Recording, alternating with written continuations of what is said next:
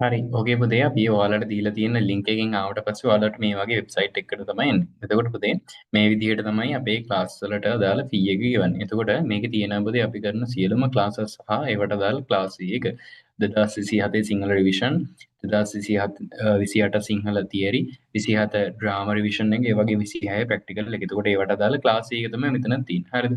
එතකොට අපි හිතමු ඔයාට ඇතුළත් වෙන්න ඕන ක්ලාස් එකට අදාළව ඔයාට තියෙන්නේ මේ විදිහට ෆී එක ගෙවන්න. අපි හිතමු ඔයා 2028 උසස් පෙළ සිංහල ක්ලාස් එකට නම් එන්න බලාපොරොත්තු වෙන්නේ මේක ටච් කරන්න.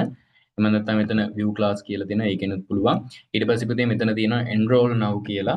ඊට පස්සේ මෙතන තියෙන online payment කියලා. ඒක ටච් කරන්න. එතකොට මෙතන class එක 1900යි ARF කියලා කියන්නේ මේ වෙබ්සයිට් එක රුපියල් 100ක්. එතකොට මේ දෙකේම එකතුව විදිහට රුපියල් 2000ක් class එක විදිහට ගෙවන්න ඕන. මේකේ pay now කියලා තියෙනවා. ඒක ටච් කරන්න.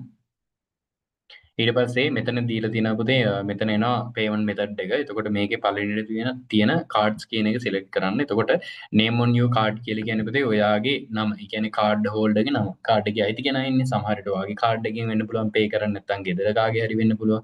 ඒ වගේ card එකේ අයිති කෙනාගේ නම. එතකොට card number එක කියලා කියන්නේ පුතේ ඔයාලගේ card එකේ ඉස්සරහා තියෙන අංක 16ක්. එතකොට මේ අංක 16 තමයි මෙතනින් දෙන්න තියෙන්නේ. හරිද? මම මේ වගේ උදාහරණ අංකයක් දෙන්නම්. එතකොට හරිද ඊට පස්සේ මේ කාඩ් එක කවද්ද XY වෙන්නේ කියලා අහනවා. එතකොට XY date එකට ඔයාලට දාන්න පුළුවන් මේ විදිහට.